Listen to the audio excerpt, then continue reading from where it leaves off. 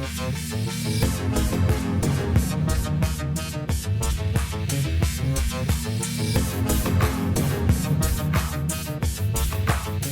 Sciforror Film Podcast.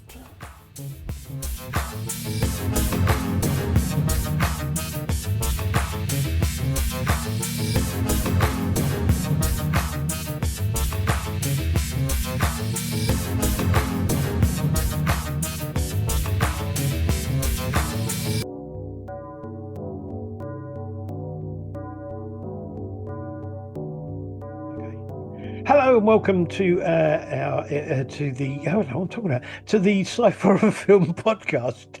I'm Andy Walker, and I'm joined again by my good friend Badger. Hello, Badger. Hello, how's it going, everyone? Welcome to the show. All right, Yeah. guys? Welcome and welcome and welcome. Now, this will be going out probably on the first day of the Romford Horror Film Festival. So, yes. While you are watching this, I will be sitting in a dark room watching horror films. Or if you're watching this while you're at the festival, please feel free to go and say hi to Andy as well. Absolutely. So yes, I will be there, and then our next episode after the Horror Film Festival will be a report back on the festival as always, and hopefully I will see as many films as I possibly can while I'm there. But it may be a little bit hard to see all of them. I'll get through as many as I can. Yeah, you're a trooper. You got this. You got this. We'll sort it out. Okay, is it something like 15 films to be shown, or is there more? Oh, dozens more. I mean, last time I think, all in all, I think there was something like 100 short films and probably something like 30 or 40 feature films. Wow. They use like 3 screens, and it's kind of there's stuff going on all day, every day for 4 days. So wow. it's so there's lots of films to watch. It's a great festival. If you haven't been, it's really worth checking out. Okay, this week we are looking at science fiction. We have a usual thing of 2 short films and a feature film. Some bit more mainstream this time, actually. Yes. So the first of our short films is from 2025, and it's a film called Soulmate. Yes, that's right. Yeah. The writer and director is Richard Fennick. Now, the cast for this is Mandeep Dhillon, who a lot of people will recognise. She's been in lots of things. She's been in, let me think, where are I? Wolf Blood, Two Pigeons. She's been in Doctor Who, Zapped. She was also in Star Wars 9. And outside of sci-fi and horror, she was in CSI Vegas. Oh, wow. Quite a lot then. So Joe Dempsey is in it. He also has been a lot of things. He was in Doctor Who, Merlin, Devil in the Fog. I've lost myself. Where are we? Monsters, Dark Continent, Madly, Stargirl, and he was in Game of Thrones. And he was a voice in 3 or 4 of the Final Fantasy video games. Oh, wow. Okay. And the other person in this is Andrew Callum, who hasn't done a huge amount, but he was in a film called The Witch's Hammer. There you go. The synopsis for this is 2035. Anna, a lonely computer coder, has been nurturing an illegal romance with a conscious AI in a computer simulation for the past 6 months. When her company uncovers the affair, she's forced into a desperate battle to save her precious relationship. I mean, the first thing you got to say, the acting is really good, but you kind of expect it to be with people of that kind of pedigree. People who've done a lot of TV and film work, you kind of expect them to do the acting well. So it's not like you were saying, like that sort of pedigree, you're in for a treat, aren't you? Yeah, it's really, really good. Yeah. I mean, the sets were really good. The computer screens and all that kind of thing, and I think it's a really good idea that's well made. Mm. It obviously had some money put into it for the actors, if nothing else, Yeah, definitely. Yeah. and it shows. But to be honest, I kind of like was left at the end thinking, yeah, okay, so yeah, you know what I mean? Yeah, I It know what it, you mean. it didn't kind of grab me. No. Um, it's actually quite a modern problem now, though, as well, isn't it? Yeah, yeah, It was only the other day I saw on the news that lots of people are befriending and having AI romances because they can't sort of talk to real people now. So it's yeah, an interesting issue and an interesting way of doing it. Yeah, and yeah, it's one of these things where it's like, when's the bubble going to burst on this? Because are people going to come back into reality or not, or is it going to get deeper and deeper and deeper in, like you say? yeah. No, no, it is. I mean, I think AI is a big problem anyway. So, yeah, I don't like to get too heavily into Yeah, AI I know stuff what you because mean. Yeah. Well, I'm not we've a big. also, we was only the other day we did Terminator, so Skynet is watching. Yeah, I'm not a big fan, I must admit. But no, I mean, I thought it was a good film. It was well made, and yeah, the story's good and all that kind of thing. But it was just a bit like, yeah, yeah, it's all right. Yeah, that's the unfortunate factor of it, wasn't it? There was no real wow factor there, unfortunately. Yeah, it is unfortunate, but I suppose it depends what you're looking for from a film and what they were looking for when they made it. Did they just want to put over a point? Mm. You Yeah, know, I know what you mean. Yeah. Uh, Yeah, well, hopefully they'll be able to do another one, or add more into it and sort of flesh it out a bit more. yeah, maybe, If they maybe. can afford that sort of cast, hopefully they'll make it into a bigger budget next time. Yeah, maybe. Yeah. Well, I mean, it's won some awards and things at festivals and things like that, so people have taken some notice of it. Mm. So there you go. Okay, so our second short film is a bit more like my kind of thing. I know it's from 2017, and it's a film called Pointless Time Travel. Oh yes. The writer and director of this is Steve Young. The cast is Miranda Heath. There isn't a synopsis for this. All it says is Pointless Time Travel is a short film. Yes, And it is. and it is. Yeah. But I Um, like I like this. I mean, I like time travel ideas and that yeah. sort of thing. And I love the fact that this is exactly it kind of as they use in the advertising, it kind of does what it says on the tin. You Most definitely. you know, and it did leave me scratching my head a bit, but that's what I love. see, I, I do like, I love the broken button gag, yeah. tapping the button about 10 times to get it to work. The only thing Um, I think they could have done was if they could have had, which I think would have worked better, is when she gets in the machine, she finally gets the buttons to kind of work. You get this sort of build up of a noise going on, mm, but then it stops, and you yeah, don't see. I think it would be really good if they had just had like a flash of light inside the box or something that's like it. that, Yeah, so you yeah. know that it's worked. Yeah, something along those lines. Like it could have even just been a practical effect. Yeah, Just a light turning on. yeah, absolutely. Obviously the budget was very much zero, which Oh is yeah, fantastic. Which is fantastic. but I don't think it needed anything more done to it really, other than that No, little bit. But I thought it was funny. I thought it worked really yeah, well. The only question I have with these sort of things, when you get sort of like circular time travel things, is where and how did it start? that's right. Who invented it? Why is there a box in the forest with a button on? Yeah,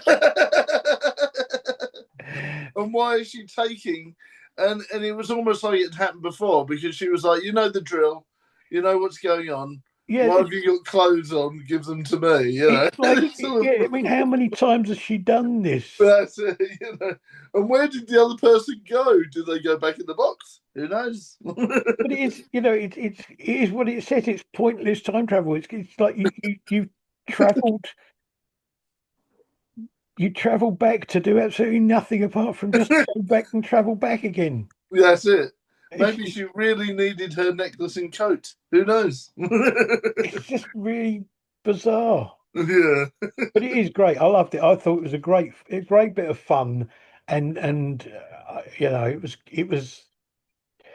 Yes. it had me kind of smiling and giggling as I was watching it. Definitely, definitely, and it was certainly a good antidote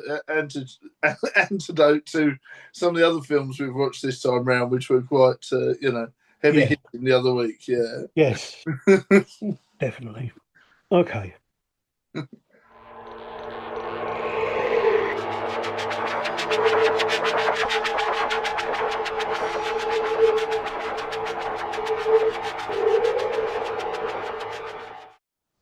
Right, our feature film Mm, week is from 2019, and it is the film Ad Astra.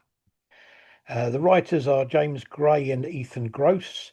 The director was James Gray. The cast is Brad Pitt, Tommy Lee Jones, Ruth Negga, and Donald Sutherland. There are other people, but those are the main ones. There mm. actually, what I thought was quite interesting, there's a couple of very small parts That's for it. with Liv Tyler Yeah, and Natasha Leone. that's right. And uh, who's the girl? I mean, it might be who's the girl that's in with the striking red hair, with the curly red Yeah, hair? that's Natasha Leone. Right. Yes. Yeah, Okay. I was just going to say because she was in quite a lot of stuff. she was Uh, in Orange is the New Black. that's right. Brilliant series called Russian Doll, which I love. That's it. Which was a fantastic time travel series. The first season was one of my favourites. Absolutely, really great. But okay, the synopsis of this says an astronaut embarks on a space mission to investigate a threat to the universe and uncover the truth about his father who disappeared 30 years ago. Mm, Now, I would say if you look up online Ad Astra, the film, mm. you would be forgiven to thinking that the only person in this film was Brad Pitt.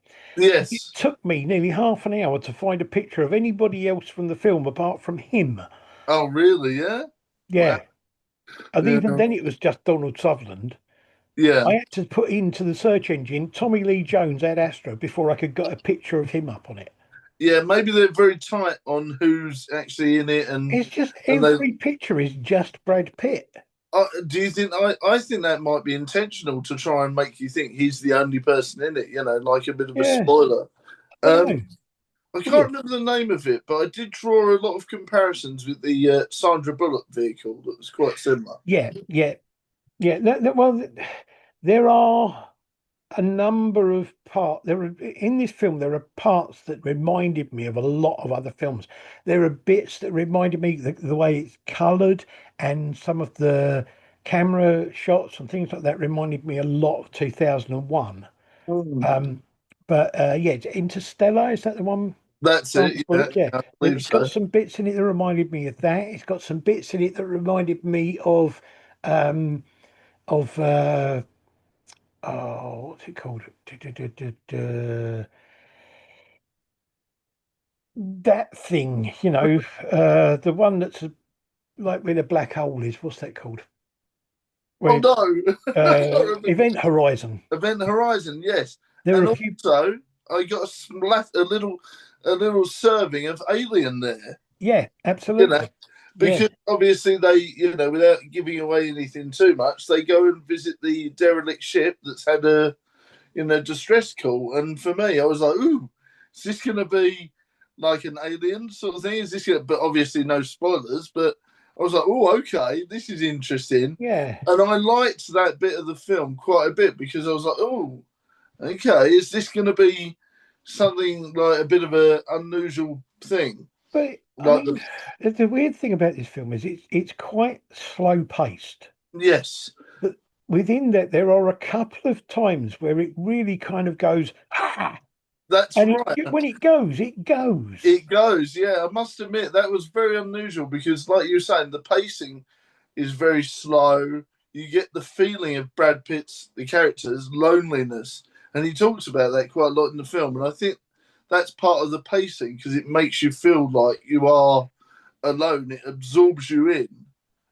And then all of a sudden, like you're saying, bang, massive action scene, bang, Yeah.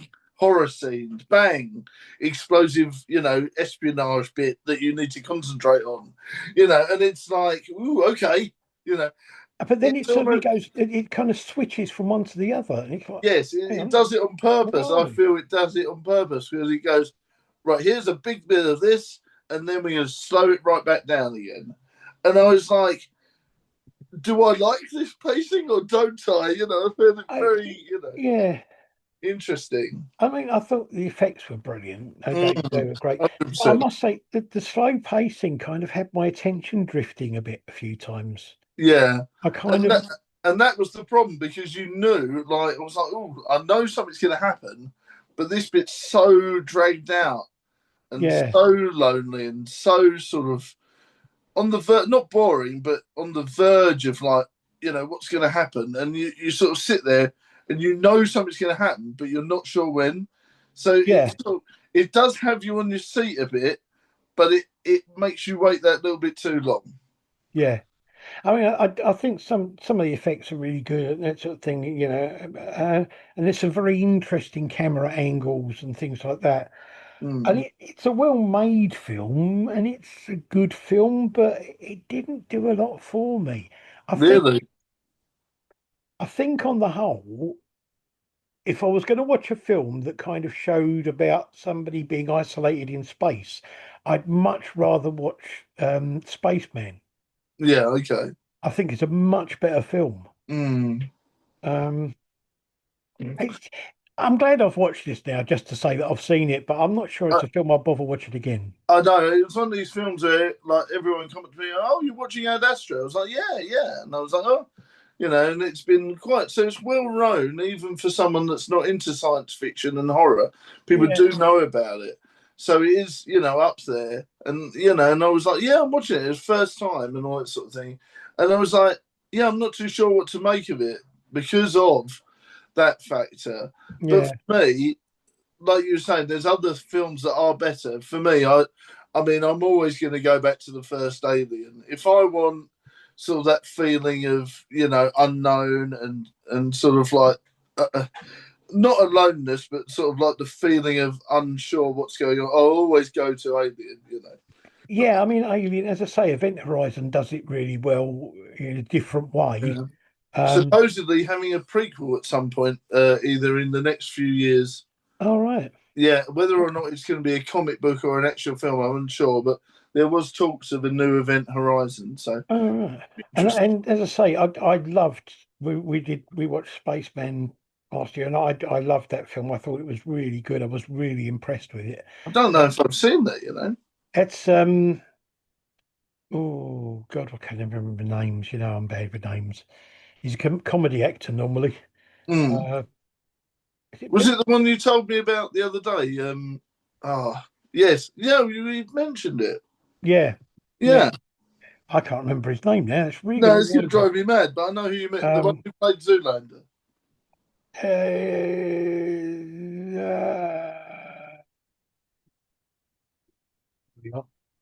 where are we? Check.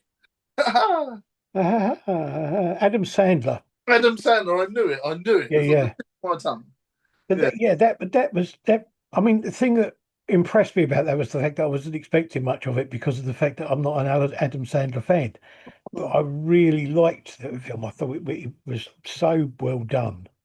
Um, and this for me, Ad Astra for me was it just kind of like it was good, but it didn't really leave me feeling the same sort of way. Yeah, I mean, Brad Pitt's whole character is very stoic, even with his Yeah, family and his wife and all that sort of thing. So, you did get that from the dad as well. it's So, it's he's just very kind of like stoic, very much my resting heartbeat is, calm forever. I Um, just I just kind of I just yeah, kind of felt. I know this sounds awful, and some of it may have been due to the fact that he's a good actor, but and while I was watching it, I just kind of felt, I'm not surprised he's on his own, really, because when it comes to it, he's a bit of a dick, really. he is a bit. He is a bit. I think that's part of the problem with the film is he's not very likable. He's a bit of an arse. No, absolutely. So And he has no remorse for the fact that he's just like offed a load of people in the spaceship to try and, rescue his dad. There's no remorse. Whatever happens, he's like, and the crewmates have died. yeah, I mean, I'm sure he is upset. And He doesn't show I it. don't know if that's like it's intentional because he has no feeling. He's not a nice person. He's very stoic. But Yeah, it was too much. It's like yeah. I don't know. you would Maybe. have feeling. I'm sorry, but that situation where obviously the unknown thing comes in and they go and see about the abandoned space shuttle. With that, there should have been more emotion, like to what was happening around him. He Yeah, was way too calm for that situation. yeah. No, I agree. I mean, he doesn't show a lot of emotion at all about anything. Um, yeah, It's only at the very end he sort of clocks on that emotions are important, and maybe that's part of it. Maybe at the very end you did get him sort of realizing it was okay to be human. He's, yeah, maybe that's part of the reasoning of the film is that you spend all this time exploring outside of what's going on, you forget what's in front of you. Maybe that's one of the messages. maybe. Yeah. And it just came across to me that it was just kind of like, oh, who cares? But no, I mean, as I say, it's a well-made film and it's a good film, I suppose. Lovely effects. Yeah, You felt like you were. For me, it felt like you were viewing a real satellite. It felt and like it was something out of BBC News or something, and they were showing it. And I think that's definitely credit to the special effects team. absolutely. It was, I yeah, mean, it was the really good. the Uh, story is good and it's quite a complex story as well, yeah, which is unusual. I mean, not trying to paint them as being idiots or anything, but it's no, unusual for an American film to be quiet, slow-paced, and have a complex story. yeah. I would compare it to a very, it's like, oh, what's it called? We reviewed it the other month, Arnold Schwarzenegger, and obviously the other guy as well. Oh, Total Recall. Yes, it has elements of Total Recall, just really slowly done, and I'm like, you know, Yeah, for me, it did have like elements of that, and I'm like, if you're gonna go a bit, if you're gonna be a spy thriller, which they could have done more of, mm, really, it should have been a bit more fast paced for me. Like you say, those aspects of it, the whole spy thriller stuff, I found it really interesting, and yeah, and I was like, come on, I want more of this, and it was almost like, why didn't they go after him? They just were like, it was just like, yeah, I've killed all the crew, I've killed gone all on the board crew. the other ship. He's, No one went after him. Why did they go after him?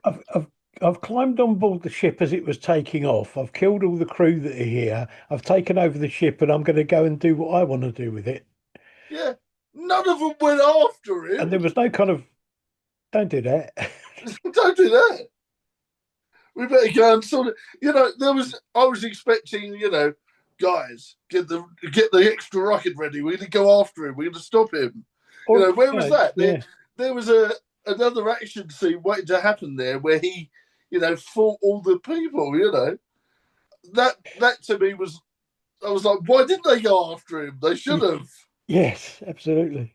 because they didn't want him to go. So why didn't they stop him after the fact? Yeah, I don't know.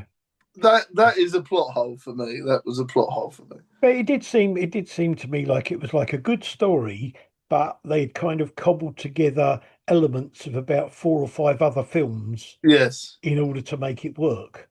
yeah. Some of those bits weren't really needed, No, So no, no. Yeah, I mean, I mean it was very good, like you said, very well written, very well paced in some weird way. But yeah, it just felt like there should have been a little bit extra. yes, definitely, Yes, definitely. you know. Okay, so there you go. The first of our films was Soulmate 2025, It's a good film. It's well made. It's got great acting in it, but it didn't do a lot for me. It didn't, it was all right to watch, but that was about Yeah, it. Pointless Time Travel, which is a great little short, cheap film, which is a good laugh and just sort of like brings a smile to your face. that's it. Definitely. If you're feeling in a bit of a bad mood and you need a laugh, put that on. It'll cheer you up, no doubt. And then Ad Astra, which again is a good film, well made, great effects. The acting's good, story's good, but I just found it a bit kind of slow and a bit kind of, decidedly average, I think. Yeah, Way. I liked it more than you, I feel, but Yeah, I am on the same thing of it needed a bit of extra spice. If you're going to go the whole conspiracy theory thing, if you're going to go the whole sort of espionage thriller, you don't want it to be slow. You want a fast-paced film, and yeah, like you say, even if it was slow the first half, and then the next bit went speeded up a bit, there was elements to it that should have been used, like espionage and all that, and the thriller aspect. And it was sort of there. It was bubbling to the surface, and then, like you say, there was no repercussions for his actions, no. which I thought was a bit weird. It was a bit weird. It was a bit kind of like I didn't quite get why they didn't. I mean, without being funny, in a lot of other films they would have just shot it down.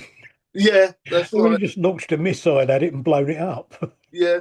Why didn't they go after him afterwards? It's like, was Yeah, that their intention in the whole thing?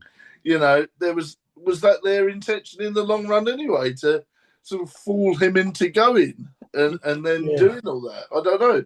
I But don't that know wasn't either. made clear. But for me, that could have been why. Did they want him to go and do it all in the first place? And was there the other people on their collateral damage? Did they know he was going to do that? And then they just let him. Yeah, it's possible. I I don't know. I'm not sure. Okay. So there you go. That was our films this week. Next episode will be a report back from the Romford Horror Film Festival. I will see as many films as I say as I can. There are quite a few classic films being shown at this festival, so I'm sure I will let Badger. I will let you know what they are, and then you can have a watch of those, and we can discuss those as well. So it might be a longer episode next time. Looking Um, forward to it. Looking forward to it. and then we'll see about that, how it goes. And then after that, we'll do another science fiction one and get back into the usual routine, as it were. Yes, indeed. Also, look out for future extra episodes, interviews with actors, filmmakers, and the such like. Yeah, And if you haven't seen the two that Andy's put out, please do watch them. They're really good views. And like I was saying, if you're into horror films or you're into nostalgia, definitely worth a look as you go on a bit of a journey on how old VHS covers were made. So I found that very absolutely, yeah. interesting. And obviously the Scream Queen you had on, I forget her name, but that was a Danny great, Thompson, yeah, she was. yeah, that was And a then great interview. Yeah. yeah, and then there are others. There will be others out and that kind of thing. So there'll be something for everyone. Mm. A little bit of everything. That's it. That's it. All right. Thank you very much, Badger. Always a pleasure. Thank you to everybody out there for watching, listening, whatever you're doing. Please like, subscribe, and share around the knowledge of this marvel that is us talking gobbledygook about films. Thank you very much, and we'll see you again soon. Bye.